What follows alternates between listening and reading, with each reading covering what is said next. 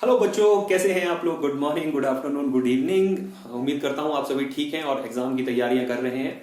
आज हम लेकर आए हैं आपके लिए properties of bulk matter. Class 11 के फिजिक्स का चैप्टर है। क्लास 11 फिजिक्स का चैप्टर है जिसमें बहुत सारी चीजें हैं पढ़ने को। इलास्टिसिटी है, प्रेशर है, फ्लूइड फ्लो है, इसके अलावा विस्कोसिटी वगैरह बहुत सारी चीजें, थर्मल एक्सपेंशन वगैरह। आज हम डिस्कस करने वाले हैं इलास्टिसिटी। इलास्टिसिटी के चैप्टर में कुछ टर्म्स यूज हुई हैं उनको समझेंगे, कुछ मॉडुलस हैं उनको समझेंगे और एक आध ग्राफ देखेंगे लास्ट में। और सबसे पहले डिफाइन करते हैं इलास्टिसिटी। इलास्टिसिटी होता क्या है? देखिए, हमारे पास ना बहुत सारी चीजें होती हैं, बहुत सारी। अगर मैं एक स्प्रिंग लेता हूं, स्प्रिंग को खींचता हूं तो उसे छोड़ता हूं तो वो अपनी स्टेज पे वापस आ जाता है, जहां से छोड़ा था उसको धम धम धम करके वहीं आ जाएगा।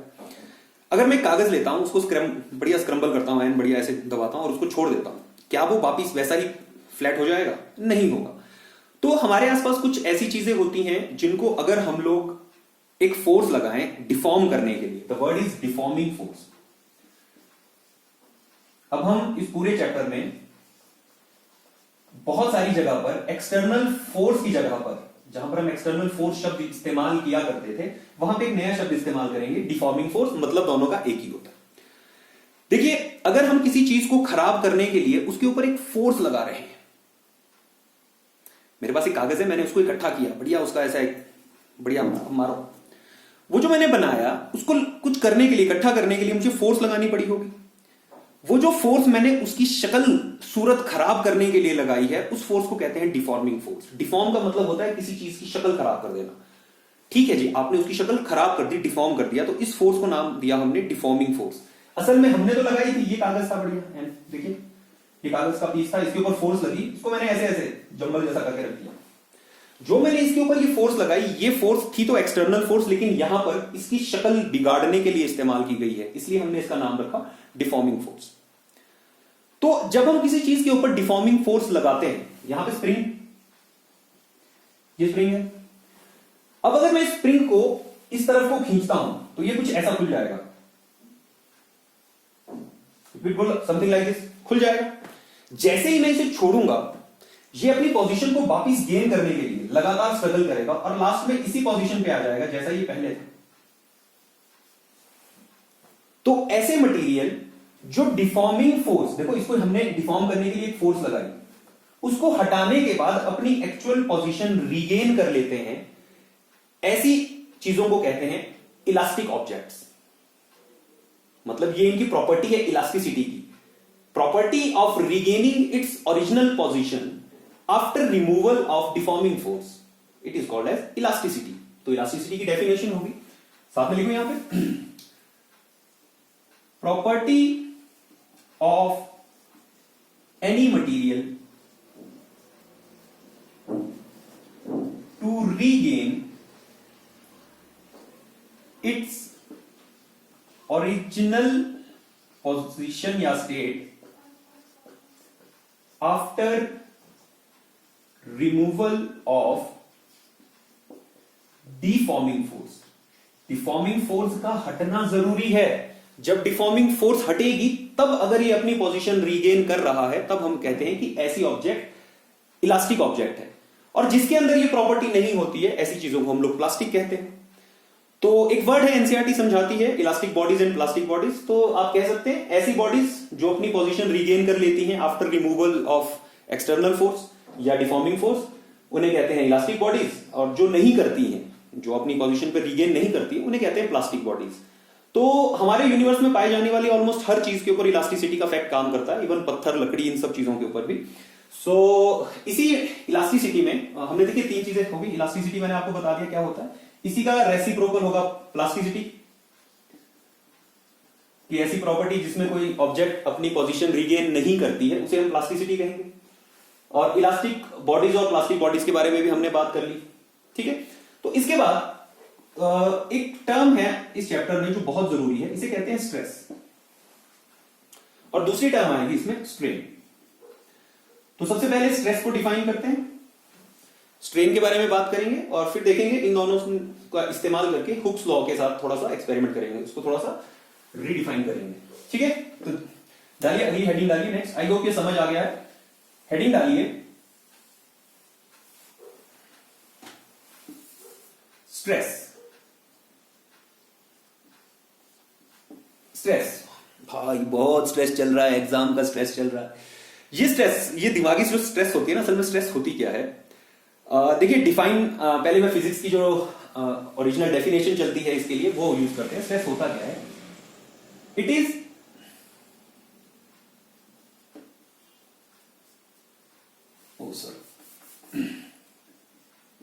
It is restoring force per unit area. मतलब किसी भी एरिया में, पर यूनिट एरिया में कितनी रीस्टोरिंग फोर्स पैदा होती है, कितनी रीस्टोरिंग फोर्स पैदा हो रही है, उसे कहते हैं स्ट्रेस। अब देखो मान लो फॉर एग्जांपल, स्ट्रेस को थोड़ा सा फील लो, फील आएगा तो समझ आएगी चीज। मान लीजिए मेरे पास एक वायर है, मेरे पास एक वायर है, ये बहुत हाई, बहुत बड़ा है। वायर्स बहुत पतले पतले होते हैं, सिलेंड्रिकल शेप में ही होते हैं वायर्स भी। मेरे पास एक वायर पड़ी है, मान लो ये कॉपर, एल्यूमिनियम, किसी भी चीज की बनी है। अब अगर मैं इसे कंप्रेस करता हूं या मैं इसे खींचता हूं, देखिए मान लीजिए मैं इसे इस तरफ को एक फोर्स लगा के खींचता हूं, मान लो ये वाला एंड फिक्स है, ये एंड फिक्स है। अब जब मैं इसे फोर्स लगाऊंगा तो न्यूटन का थर्ड लॉ ये कहता है कि आप जितना एक्शन करोगे उतना ही रिएक्शन होता है, आप जितना एक्शन दोगे उतना ही रिएक्शन होता है। इसका मतलब जितनी फोर्स हम इसे बाहर की तरफ लगा रहे हैं उतनी ही फोर्स इसमें कुछ अंदर की तरफ को पैदा हो रही होगी। यही पढ़ा था ग्रेविटी में कुछ, कि भाई जितनी अर्थ के ऊपर हम फोर्स लगाते हैं, अर्थ भी हमारे ऊपर उतनी फोर्स लगाती है। तो ये जो फोर्स इसके अंदर पैदा हो रही है, देखो हम कोशिश कर रहे हैं इस तार को खींचने की। अब ये तार खींचने के बाद अपनी एक्चुअल पोजीशन पे आना चाहेगी, ठीक है। मान लो मैंने इसे खींच लिया, इस वायर को मैं यहां तक ले लिया, इतना मैंने इसे खींच लिया फॉर एग्जांपल, और ये जो इतना सा ये डिस्प्लेसमेंट का जो रीजन है, अगर मैं यहां से डिफॉर्मिंग फोर्स हटा दूंगा तो क्या रिमूवल के बाद ये चीज वापिस आना चाहेगी? ठीक है, आ भी सकती है, नहीं भी आ सकती, आना चाहेगी, हाँ आना चाहेगी। अरे इसको लाएगा कौन भाई? इसको यहां को लाएगा कौन? बिना फोर्स के तो इस अर्थ के ऊपर, इस यूनिवर्स में कुछ भी नहीं होता। न्यूटन फर्स्ट लॉ, जब तक एक्सटर्नल फोर्स अप्लाई नहीं करोगे तब तक किसी भी ऑब्जेक्ट का मूव करना बहुत मुश्किल है। जब आपने इसके ऊपर से ये फोर्स हटा दी जो आप यहां लगा रहे थे, अब आपने ये फोर्स हटा दी है, तो इसको वापिस लाने वाली फोर्स है ये, जो इसके अंदर पैदा हुई थी। आपके एक्शन के अगेंस्ट में जो रिएक्शन हुआ था, ठीक है, वो इसने अपने अंदर स्टोर करके रखा था, वो इसने अपने अंदर स्टोर करके रखा था कि जब मौका मिलेगा मैं उसे यूज कर लूंगा। अब मेरी एक बात को समझिए, जो इसके पास ये फोर्स थी, ये इसी फोर्स को पहले तो कहा जाता है restoring force.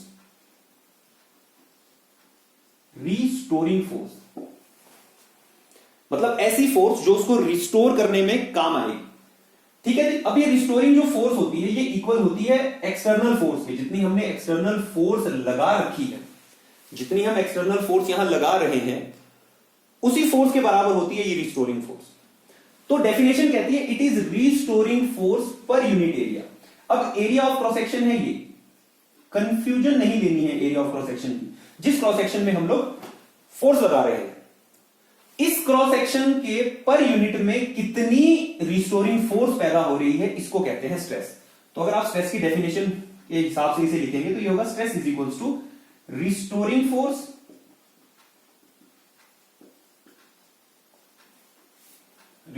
Force upon area.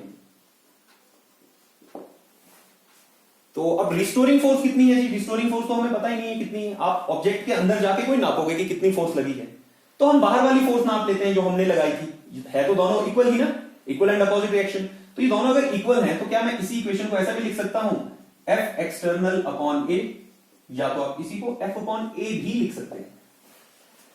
हमारे पास तीन किस्म की स्ट्रेस आएगी, तीनों किस्म की स्ट्रेस जो है वो एफ अपॉन ए से ही डिफाइन होती है, फोर्स पर यूनिट एरिया। जितनी फोर्स लगाओगे उतनी रिस्टोरिंग फोर्स पाओगे। तो रिस्टोरिंग फोर्स जो होती है वो एक्सटर्नल फोर्स के बराबर होती है। समझ आया स्ट्रेस? स्ट्रेस क्या होता है? It is force per unit area. Her cross section के पर यूनिट में, पर यूनिट रीजन में कितनी फोर्स लग रही है, रिस्टोरिंग फोर्स, उसे कहते हैं स्ट्रेस। स्ट्रेस जो होती है ये तीन किस्म की डिफाइन है हमारे सिलेबस में। तीन तरह की स्ट्रेस है, देखिए। स्ट्रेस के तीन, सबसे पहली जो स्ट्रेस है वो है लॉन्गिट्यूडनल स्ट्रेस। Longitudinal stress. इसी स्ट्रेस का दूसरा नाम जो है वो नॉर्मल स्ट्रेस भी होता है, नॉर्मल स्ट्रेस। इसे हम नॉर्मल स्ट्रेस भी कहते हैं। अब नॉर्मल स्ट्रेस होती क्या है? मान लीजिए जो अभी हमने केस लिया था, अगर मैं इस तार को इसके क्रॉस सेक्शनल एरियाज जो ये और ये हैं, इससे परपेंडिकुलर बाहर की तरफ फोर्स लगाऊं, तो इस भाई साहब के अंदर इधर को भी एक रिस्टोरिंग फोर्स पैदा हो रही है, इधर को भी एक रिस्टोरिंग फोर्स पैदा हो रही है, दोनों केसेस में। तो हम देखो इसकी लेंथ के अलोंग खींच रहे हैं, ये मार्कर है, एक थोड़ा सा इधर से पुश किया, इधर से पुश किया, सॉरी पुल किया। अब इन दोनों को हम जब इधर से खींचेंगे तो जो इसमें दोनों, इसमें जो स्ट्रेस पैदा हो रही है, ठीक है, ये देखो ये सरफेस है, ऐसे ऐसे को सरफेस है, ऐसे को आपकी फोर्स काम कर रही है, तो ये दोनों देखिए एक दूसरे के बिल्कुल नॉर्मल है, 90 डिग्री का एंगल है। तो ऐसी स्ट्रेस को कहते हैं normal stress. Normal stress is defined as F upon A, simple सा मैंने कहा ना, जितनी भी स्ट्रेस है वो फोर्स अपॉन एरिया ही। दूसरी होती है वॉल्यूमेट्रिक स्ट्रेस।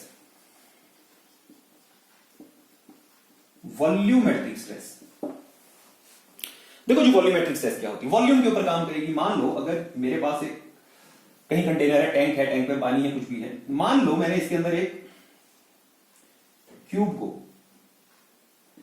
या कुछ ऐसे कोई भी चीज मैंने इसके अंदर डाल दी है। अब पानी की एक प्रॉपर्टी होती है भैया, ये अपने अंदर हर चीज के ऊपर एक फोर्स एक्सर्ट करता है।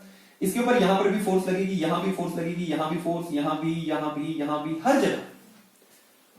तो इस फोर्स के कारण ये जो फोर्स इसके ऊपर लग रही है, क्या इस ऑब्जेक्ट के अंदर कुछ रिस्टोरिंग फोर्स पैदा हो रही होगी? तो ऐसी रिस्टोरिंग फोर्स जो पर यूनिट एरिया में क्रिएट हो रही है किसी चीज के वॉल्यूम के कारण, उसको कहते हैं volumetric stress. And again stress volumetric जो होती है, ये भी फोर्स अपॉन एरिया ही होती है। और तीसरी किस्म की जो स्ट्रेस होती है वो होती है शियर स्ट्रेस या टेंजेंशियल। शियर समझते क्या होता है? शियर होता है झुकना। मेरे पास कोई ऑब्जेक्ट ऐसी थी, उसको मैंने यहां से फिक्स किया, अब मैंने इसके ऊपर एक फोर्स लगाई यहां को, ये यहां से फोर्स से थोड़ा डिस्प्लेस हो जाएगा, यहां तक जाएगा, ये चीज कुछ ऐसी हो जाएगी। तो ये जो इसके साथ हुआ, ये थोड़ा सा झुक गया, इसको कहते हैं शियरिंग, और इस एंगल को कहते हैं एंगल ऑफ शियर। इसे कहते हैं एंगल ऑफ शियर। और इसी को ही हम टेंजेंशियल स्ट्रेस भी कहते हैं, टेंजेंशियल स्ट्रेस। ठीक है जी। तो ऐसी किसी चीज में अगर स्ट्रेस क्रिएट हो रही है तो उसको कहते हैं टेंजेंशियल स्ट्रेस। और अगेन इसका फार्मूला भी F अपॉन A ही रहेगा।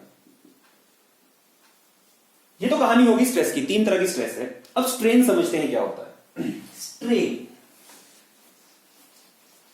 हेडिंग डालिए स्ट्रेन।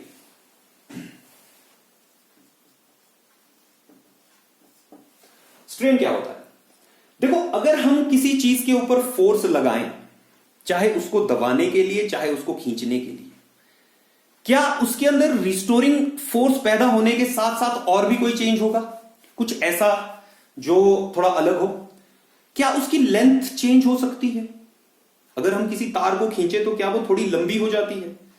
और अगर हम उसी तार को थोड़ा सा या कंप्रेस करें, किसी चीज को कंप्रेस कर दें, तो क्या वो थोड़ा सा दब भी जाती है? तो इसका मतलब किसी चीज की डायमेंशंस भी चेंज हो सकती हैं फोर्स लगाने से। तो किसी चीज में कितना डायमेंशनल चेंज हुआ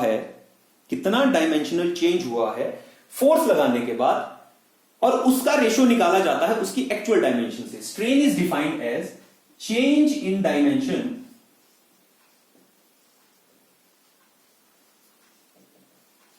अपॉन ओरिजिनल डायमेंशन।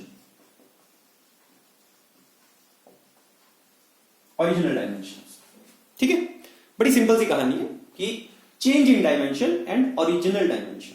अब जैसे स्ट्रेस 3 किस्म का है, स्ट्रेन भी 3 किस्म का होता है। सबसे पहले लॉन्गिट्यूडनल स्ट्रेन।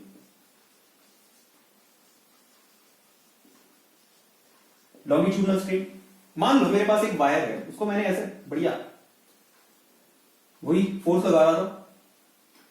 अब अगर थोड़ी देर के बाद मैं इसे देखूं तो हो सकता है ये थोड़ी सी ऐसी हो गई हो, थोड़ी सी लंबी हो गई, मतलब ये हर तरफ कुछ ना कुछ चेंज हुआ होगा। तो अगर ये एक सिंगल वायर होती और एक तरफ से फिक्स होती ऐसी, ठीक है, थोड़ा इसको एग्जांपल चेंज करें, ऐसे लेते हैं, ये एक वायर है, मान लेते हैं इसकी लेंथ L थी। मैंने इसको थोड़ा सा इस तरफ को खींचा एक फोर्स F के साथ, और बाद में मैंने देखा कि इसकी लेंथ खींचने से कुछ लंबी हो गई है। इस जगह को मैं डेल्टा L कह देता हूं। डेल्टा मतलब बहुत छोटा, थोड़ी सी, अरे ज्यादा कोई खींचती है, तुम किसी चीज को खींचोगे वो 2 मीटर 4 मीटर लंबी कोई होती है, थोड़ा सा खिंचाव आता है, हल्की सी स्ट्रेन पड़ती है। ये जो चेंज इन डायमेंशन है dl अपॉन जो ओरिजिनल लेंथ है, इसी को कहते हैं स्ट्रेन, और यही आपका लॉन्गिट्यूडनल स्ट्रेन है। लॉन्गिट्यूडनल स्ट्रेन जो है ये होता है delta L upon L, change in length upon original length. वैसे ही एक वॉल्यूमेट्रिक स्ट्रेन होती है,